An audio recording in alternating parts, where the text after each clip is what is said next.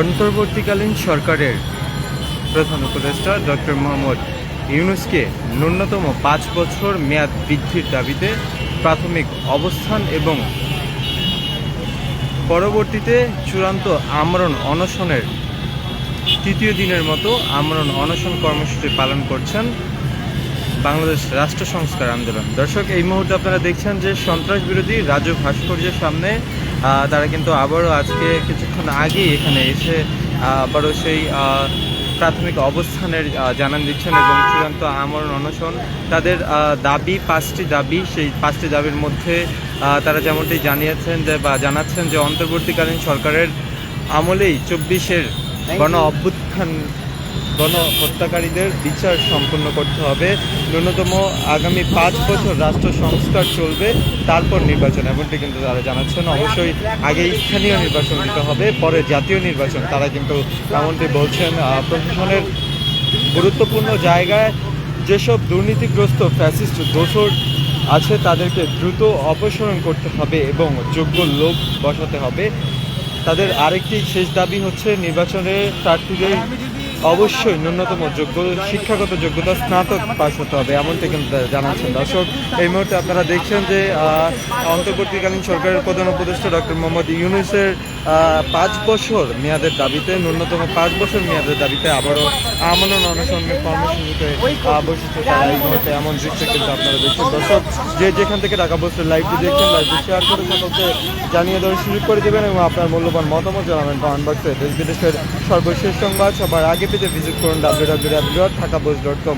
এই মুহূর্তে আপনারা দেখছেন যে আবারও তৃতীয় দিনের মতো আবারও আমরণ অনশন কর্মসূচিতে বসেছেন সে সকল রাষ্ট্র সংস্কার বাংলাদেশ সংস্কার আন্দোলনের যে সকল লোকজন রয়েছে তারা কিন্তু এই মুহূর্তে আবারও অন্তর্বর্তীকালীন সরকারের প্রধান উপদেষ্টা ডক্টর মোহাম্মদ ইউনূসের ন্যূনতম 5 বছর মেয়াদের দাবিতে আজকে তারা আবারও আমরণ অনশনে বসেছে। দর্শক, আপনাকে একটু জানিয়ে রেখেছি যে মার্চ ফর ইউনূস নামে তারা কিন্তু একটি ফেসবুক গ্রুপ খুলেছে, সেখান থেকে কিন্তু তারা যেমনটি জানান দিচ্ছেন যে অন্তর্বর্তীকালীন সরকারকে ন্যূনতম 5 বছর মেয়াদে রাখতে হবে এবং 5টি দাবি কিন্তু তারা এখানে উত্থাপন করেছে। সেই 5টি দাবি নিয়ে কিন্তু তারা আজকে আবারও আমরণ অনশন কর্মসূচিতে বসেছে। এই মুহূর্তে আমরা একটু আপনার সাথে কথা বলতে চাই যে আজকে আপনারা এই যে তৃতীয় দিনের মতো আজকে আপনারা এখানে আবারও বসেছেন, এই বিষয়টি নিয়ে যদি একটু জানতে চাই। আমরা শুরুতে বলছিলাম আমাদের ব্যানারে আমরা একটা জিনিস পরিষ্কারভাবে বলছিলাম যে আমরা অবস্থান কর্মসূচিতে আছি এখন।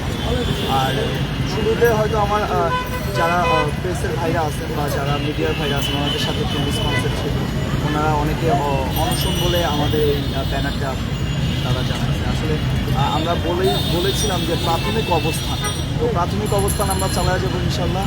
আর খুব দ্রুত আমরা মার্চ ফর ইউনূস এবং জনমত জরিপ এবং লিফলেট বিতরণের মতো কর্মসূচিগুলো আমরা খুব দ্রুত নিয়ে আসবো।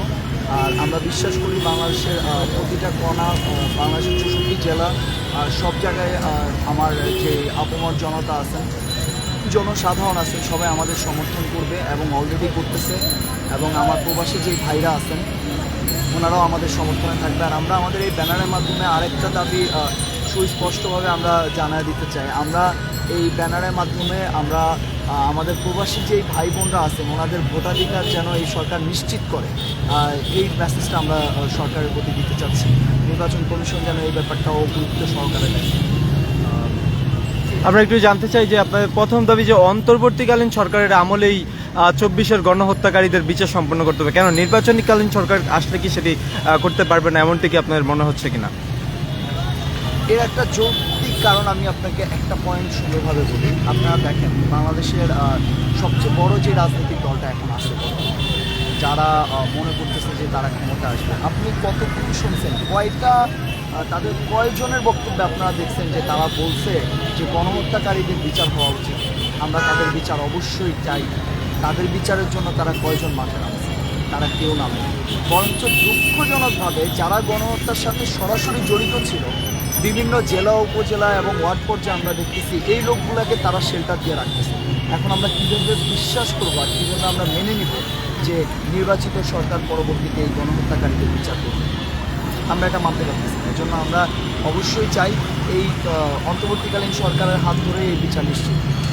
ন্যূনতম 5 বছর চাচ্ছেন অন্তর্বর্তীকালীন সরকারকে, আসলে এইটি কেন সেটি যদি একটু জানতে চান। দেখেন, সংস্কার বাংলাদেশের রাষ্ট্র ব্যবস্থা যে পরিমাণ ভঙ্গুর অবস্থায় আছে, যত মানে এতটা ভয়াবহ অবস্থা আছে, আপনারা দেখবেন যে আমাদের সংবিধান অনেক অনুচ্ছেদে সরকার প্রধানকে এত পরিমাণ ক্ষমতা দিয়েছে, সে চাইলে আইন বিভাগ, বিচার বিভাগ, শাসন বিভাগের উপর হস্তক্ষেপ করতেছে এবং সে তার ক্ষমতার অপব্যবহার করতেছে।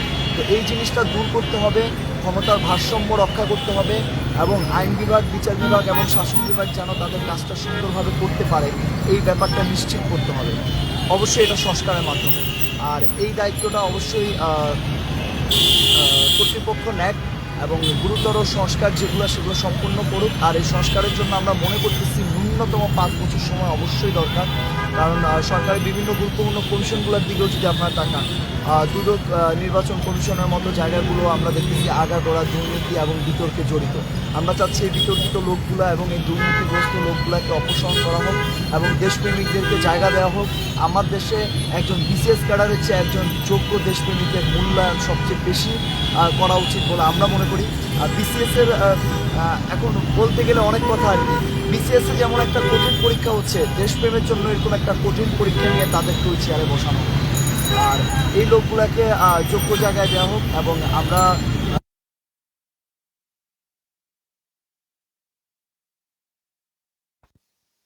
চাই যে 5 বছর সময় অন্তর্বর্তীকালীন সরকারকে দেওয়া হোক। একটু জানতে চাই যে আপনারা জাতীয় নির্বাচনের আগে স্থানীয় নির্বাচন চাচ্ছেন, এইটি আসলে কেন? আপনারা দেখবেন অতীতে আমরা দেখে আসছিলাম যে একজন এমপি যখন নির্বাচন হয়ে যায়, যখন মেম্বার অফ পার্লামেন্ট হিসাবে সে বসে, সে আসনের প্রতিনিধি, জনপ্রতিনিধি হয়, সে সবসময় চেয়ে আসছে কাউন্সিলর যেন তার লোকই হয়। এটা কিন্তু একটা ওপেন সিক্রেট, মানে প্রত্যেকটা এলাকার, মানে বাংলাদেশের সকল জনগণের সাক্ষী। যখন একটা বট গাছ আপনি আগেই রোপণ করেন, তাহলে সেই বট গাছের নিচে একটা চারা গাছ কখনোই মাথা গজায় সঠিকভাবে উঠতে পারে না। সো বাংলাদেশের যারা ইয়াং পলিটিশিয়ান, যারা তরুণ প্রজন্ম, যারা রাজনীতিতে আসতে চায়, দেশটাকে সুন্দরভাবে সাজাতে চায়, জনগণকে নিয়ে যারা বাঁচতে চায়, এরকম দেশপ্রেমিকদেরকে অবশ্যই সুযোগ দিতে হবে, তাদেরকে নার্সিং করতে হবে। আর এই স্বার্থে আমরা মনে করতেছি ইয়াং লিডারশিপকে নার্সিং করার স্বার্থে তাদেরকে সুযোগ দেওয়ার জন্য এই প্রয়োজনীয়তার কারণেই আপনারা আগে স্থানীয় সরকার নির্বাচন দেন, পরবর্তীতে আপনারা জাতীয় নির্বাচন দেন। এবং এইখানে অনেকে এক্সকিউজ দিচ্ছে, বলতেছে যে এটা অসম্ভব না, এতে দেশে হানাহানি বাড়বে, বিশৃঙ্খল পরিস্থিতি হওয়ার সম্ভাবনা আছে। আসলে এটা যারা বলতেছে তাদেরকে আমরা একটা কথা বলতে চাই যে আপনারা কতটা দুর্বল আর কতটা অযোগ্য চিন্তাভাবনা আপনারা করতেছেন। আপনাদের নিজেদের লজ্জা হওয়া উচিত যে আপনারা এই ধরনের পরিবেশ সৃষ্টি করতে পারতেছেন না। পরিবেশ সৃষ্টির পক্ষে কথা না বলে উল্টা এটা কি আপনারা অজুহাত হিসেবে দেখাচ্ছেন। আপনাদের লজ্জা হওয়া উচিত। আপনারা এরকম একটা সিচুয়েশন, এরকম একটা পরিবেশ তৈরি করেন। রাজনৈতিক দলগুলোকে বলবো আপনারা এরকম একটা ব্যবস্থা তৈরি করেন যেন ইয়াং লিডাররা আসতে পারে, যেন তরুণ সমাজ রাজনীতিতে আসে, রাজনীতিকে ঘৃণা না করে তারা যেন রাজনীতিতে মনোনিবেশ করে। বাংলাদেশের একটা শিক্ষিত সমাজ যেন রাজনীতিতে নতুন করে মনোনিবেশ করতে পারে, রাজনীতিতে আসার জন্য উৎসাহী হয়। আপনারা এই পরিবেশ তৈরি করেন যেন দুর্নীতিগ্রস্ত লোকটা ওইখানে না যাইতে পারে, ভালো কিছু লোক যেন রাজনীতিতে যোগদান করে। আর 24-এর এটাও অন্যতম একটা কারণ ছিল যেন লিডারশিপ তৈরি হয় নতুনভাবে।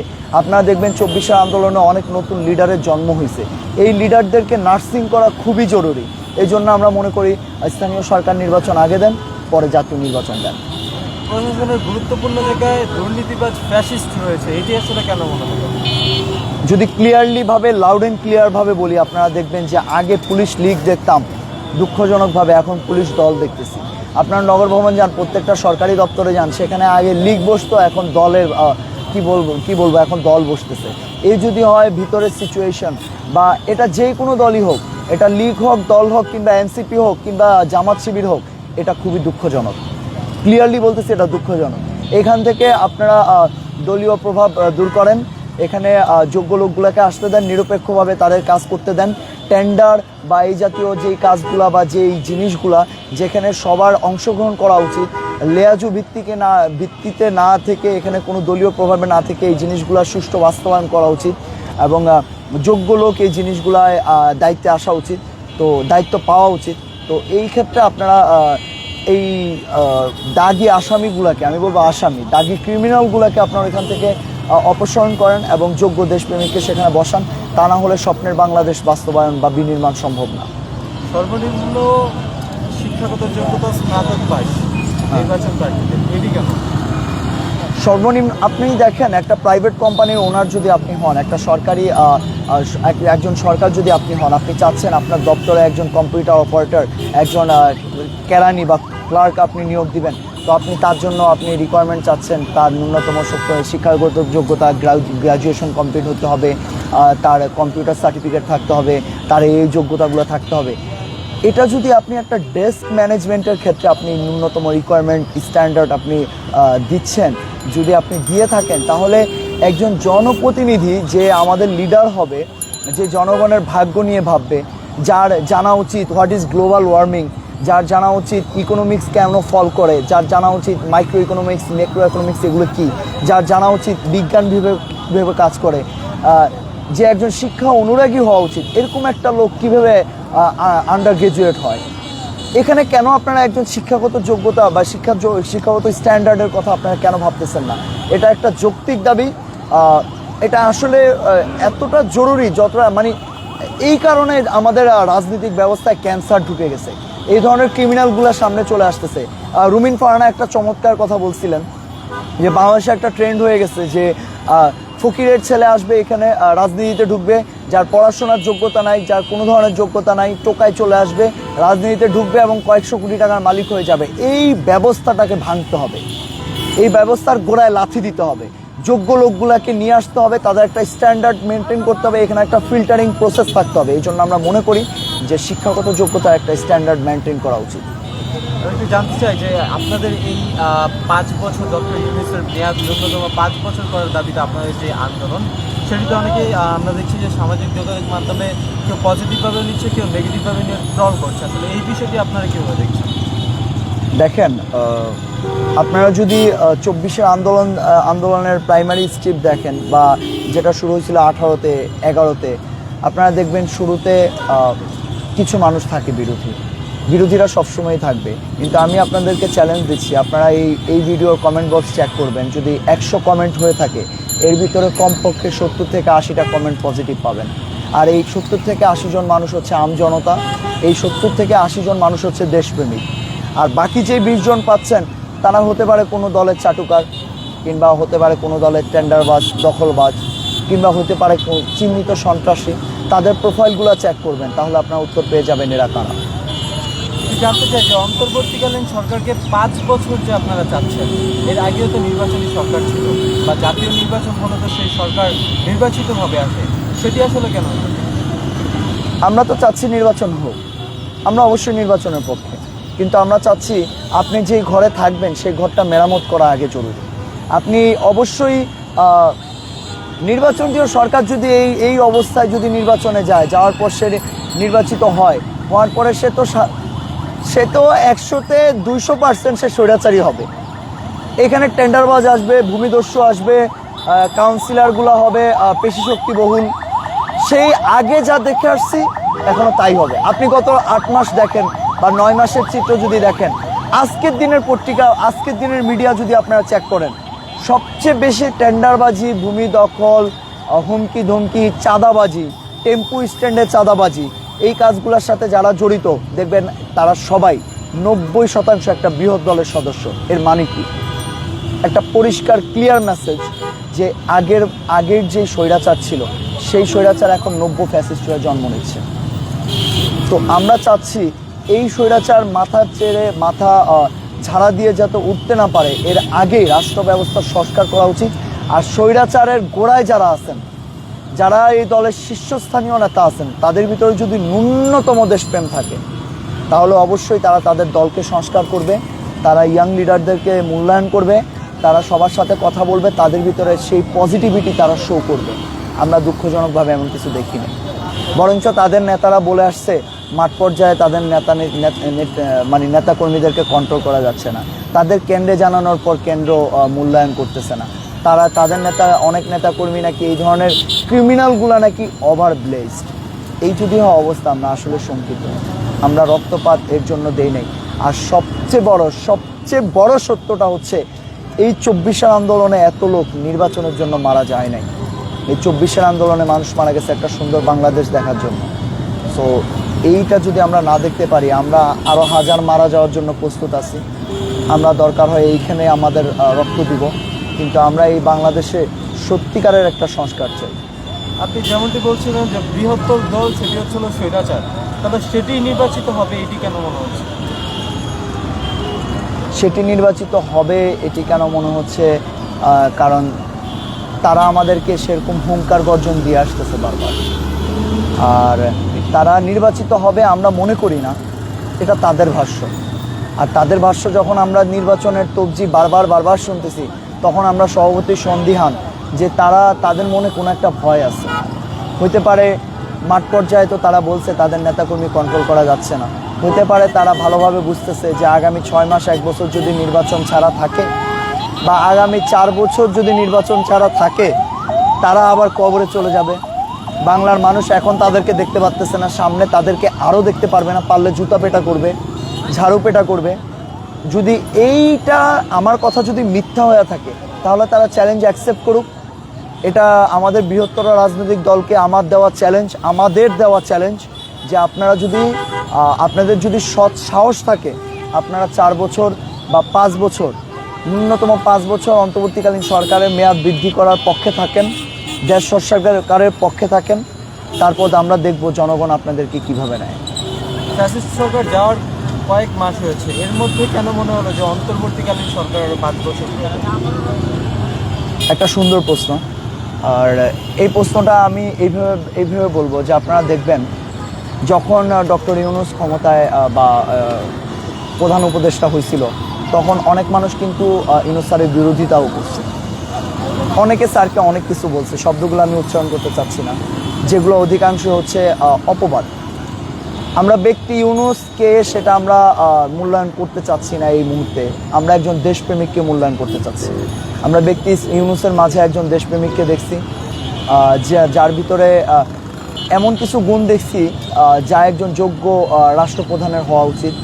ভবিষ্যতে অবশ্যই ডক্টর ইউনূসের গুণগুলো যদি আমরা দ্বিতীয় বা তৃতীয় কারোর ভিতরেও দেখি, আমরা অবশ্যই তাকেই সমর্থন করব। It's not all about Yunus, it's about যোগ্য দেশপ্রেমিক যে বর্তমানে আমরা দেখতেছি যে একজনকে পেয়ে গেছি। তো আমরা একজন দেশপ্রেমিকের হাতে আমরা চাচ্ছি দেশের সংস্কারটা হোক। আপনারা এর একটা সূক্ষ্ম প্রমাণ দেখবেন। আপনারা দেখবেন যে একটা কমেন্টস খুব বেশি ভাইরাল হচ্ছে যে নির্বাচন হয় যোগ্য লোকের জন্য। আমরা যোগ্য লোক অলরেডি পেয়ে গেছি। সো আমরা চাই ডক্টর ইউনূসের হাতে বাংলাদেশ থাকুক, বাংলাদেশ ডক্টর ইউনূসের হাতে নিরাপদ। এই কথাগুলো আমার কথা না, আমাদের কথা না, এই কথাগুলো কমেন্ট বক্সের কথা। আর কমেন্ট বক্স হচ্ছে একটা জনমত এখানেই নির্ধারণ হয়। জনগণের রায় এইভাবেই মানুষ দেয়। আপনারা বলছেন যে ডক্টর ইউনূস থাকুন, নির্বাচিত সরকার ডক্টর ইউনূসের মধ্যে এদিকে যেহেতু অন্তর্বর্তীকালীন সরকার হয়েছে, সেক্ষেত্রে যদি ডক্টর ইউনূসই দেশপ্রেমিক হয়, তাহলে তো সেও নির্বাচনে দাঁড়াতে পারে। সময় বলে দিবে যে ডক্টর ইউনূস নির্বাচনে দাঁড়াবে কি দাঁড়াবে না। আর সময় এটাও বলে দিবে ডক্টর ইউনূসের মতো লোক যখন নির্বাচনে আসবে, তখন জনগণ তার পাশে থাকবে কি থাকবে না। Let the time decide. দর্শক, যেমনটি দেখছিলেন যে আগে সংস্কার পরে নির্বাচন, আগে জনতা পরে ক্ষমতা। অন্তর্বর্তীকালীন সরকারের ন্যূনতম মেয়াদ 5 বছর বৃদ্ধির দাবিতে প্রাথমিক অবস্থান এবং পরবর্তীতে চূড়ান্ত আমরণ অনশনের ঘোষণা করছেন বাংলাদেশ সংস্কার আন্দোলন। তারা কিন্তু এই মুহূর্তে সেই রাজু ভাস্কর্য, সন্ত্রাস বিরোধী রাজু ভাস্কর্যে এসে কিন্তু তারা আবারও সেই রাজু ভাস্কর্যের পাদদেশে এসে বসেছেন এবং তারা আজকে 3য় দিনের মতো এই আমরণ অনশন কর্মসূচি পালন করছেন, এমনটি কিন্তু আপনারা দেখছেন। দর্শক, যে যেখান থেকে ঢাকা পোস্টের লাইভটি দেখছেন, লাইভটি শেয়ার করে সকলকে জানিয়ে দেওয়ার সুযোগ করে দেবেন এবং আপনার মূল্যবান মতামত জানাবেন কমেন্ট বক্সে। দেশ বিদেশের সর্বশেষ সংবাদ সবার আগে পেতে ভিজিট করুন www.dhakapost.com।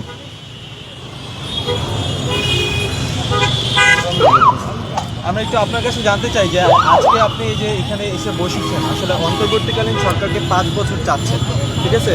এই বিষয়টি নিয়ে একটু আমরা জানতে চাই যে আপনি আজকে কেন আসলে এটি দিয়ে চাচ্ছেন? জি, কেন আসলে অন্তর্বর্তীকালীন সরকারকে 5 বছর চাচ্ছেন? আমরা ইউনিট সরকারকে 5 বছরের জন্য এই কারণেই চাচ্ছি যে ইউনিট সরকার আমাদের জন্য, দেশের জন্য গত 8 মাসে বসে থেকে যে আমাদের দেশের জন্য যা কিছু করতেছে, খুব থাকুক, আমরা দেশের একটা অনেক ভালো একটা পরিবর্তন দেখতেছি। তো অবশ্যই সে 5 বছর থাকলে আমাদের দেশকে একটা ভালো দিকে নিয়ে যাবে, এটাই আমরা আশাবাদী। এই কারণে আমরা চাচ্ছি যে ডক্টর ইউনূস স্যার 5 বছর থাকুক। ও যত গণহত্যা 24-এ গণহত্যা হয়েছে তার হাতে এই দেশের সংস্কার হোক, এটাই আমরা চাই। গণহত্যা হয়েছে বলতে আপনি যেটা বলছেন 24-এর গণহত্যা তার হাতে হয়েছে, এটা তার হাতে না, সে তার হাতে এই সংস্কার, দেশের সংস্কার করবে, তার বিচার আলতা আনবে, সেটাই আমার। এটি কি নির্বাচনকালীন সরকার সেটি পারবে না এমনটি মনে হচ্ছে? পারবে, আমরা তার হাতে করতে চাইতেছি, যাতে সে একজন ইন্টারন্যাশনাল একজন ম্যান, তার আলতা আসলে হইলে সেটা আমরা কামনা করি। এখন পর্যন্ত নজির হয়েছে কিরকম কাজ চোখে পড়েছে? দেশে যেরকম বা বিগত অনেক ভালো ভালো দেশের কাজ করতেছে, দেশ উন্নয়নের দিকে কাজ করতেছে, দেশের বাইরের দেশ থেকে বড় বড় ফরেনার, এক লগে অনেক দেশেতে ফরেনার আনতেছে, দেশের কথাবার্তা আলোচনার সম্মুখে তারা কাজ করে যেতেছে, দেশকে কিভাবে উন্নয়ন করবে সেটা আলোচনার ক্ষেত্রে হইতেছে। তো মোটামুটি যা দেখতেছি দেশ উন্নয়নের দিকে যাচ্ছে। আপনাদের এই অবস্থান কর্মসূচি বা আমরণ অনশন কর্মসূচি কতদিন চলবে? এটা যাবতীয় আমাদের দাবি মানা না হবে তবে তো মেনে না নেওয়া হলে পরবর্তীতে কী করবে? আমরা সেটা জানাবো পরবর্তীতে। দর্শক যে যেখান থেকে ঢাকা পোস্টের লাইভটি দেখছেন, লাইভটি শেয়ার করে সকলকে জানিয়ে দেওয়ার সুযোগ করে দেবেন এবং আপনার মূল্যবান মতামত জানাবেন কমেন্ট বক্সে।